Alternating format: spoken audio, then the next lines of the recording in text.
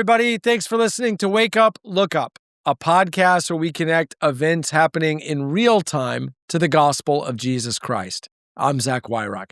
In today's episode, we're talking about communal parenting, and we're asking the question, who can tell a kid no?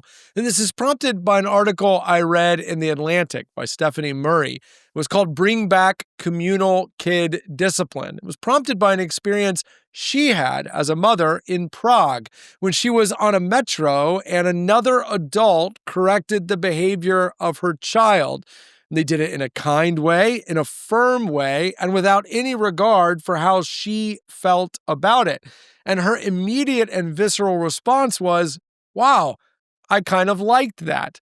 She appreciated that this person saw her kid's behavior as a kind of communal thing, as something to speak into, as even in some ways contributing to her parenting by reinforcing appropriate behavior in a public space from a different adult's perspective. Now, she acknowledges in her article this reaction surprised her a little bit because it's not how we as Americans tend to think about parenting. In America, parenting is a privatized thing. You have your way of doing it. I have my way of doing it. I stay out of your approach and you stay out of mine. That's kind of how we like it. But historically, even in this country, people have not thought about parenting this way. Parenting has been understood as a communal enterprise, meaning the community has a collective responsibility for shaping the behavior or character of a child. Now, not over and against the parent and not above the parent, but in collaboration with the parent. It's not too long ago in United States history where neighbors actually felt empowered and enabled to tell someone else's kid no, to correct their behavior, to expect them to something more. And even still around the world in cultures that are far more communal, that still happens. It begs the question, at least that's the question the article is after, would we be better off if we thought about parenting this way? Well, let's answer that from a biblical perspective. And I'll say this as a starting point. The Bible very much so envisions the church as a family. It goes so far as the Apostle Paul in 1 Corinthians 12, referring to the church as members of one body, Jesus being the head, and then all of us playing a part. That's another way of saying that all that God is doing in the world, he's doing through the church, and we all are a part of, but not the whole of that body. Meaning to say, if one of the things God is doing is raising up my children in their own understanding of the gospel and their own understanding of righteousness and of sin and of what is expected of them, that I should anticipate that the body writ large will play a role in that. That obviously as their father, I'm primarily responsible under God.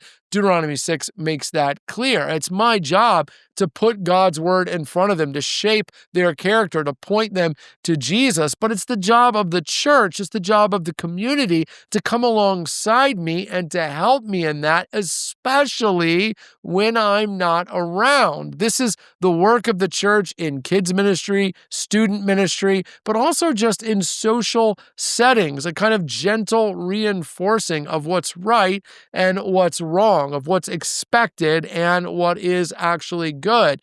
We have to keep in mind that children need to hear from multiple voices. Most of us who had a positive childhood would say it wasn't just our parents, it was coaches and teachers and Bible school leaders and Sunday school leaders and different adult voices who weren't necessarily saying anything different than our parents, but for whatever reason, we could hear it from them in a way that we couldn't hear it from mom and dad. This is when the writer of Proverbs 22 says to train up a child in the way that they should go. I think we read that as a verse for parents.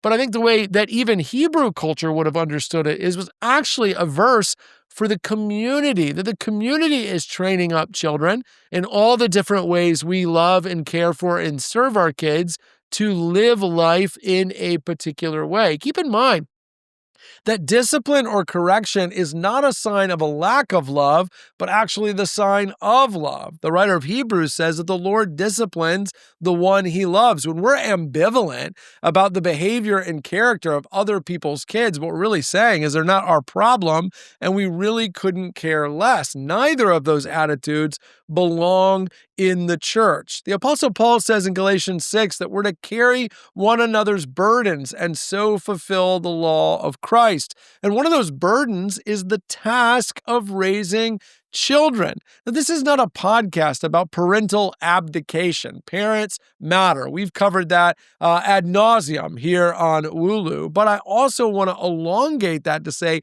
parents matter and they need help. Parents matter and they need reinforcement. And that reinforcement comes through other adults in the church, adults who love Jesus, who understand grace, who love our kids, reinforcing gently, softly, but firmly what is good and what is right and what is best.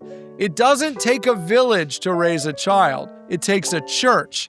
It takes the whole church. So let's get started.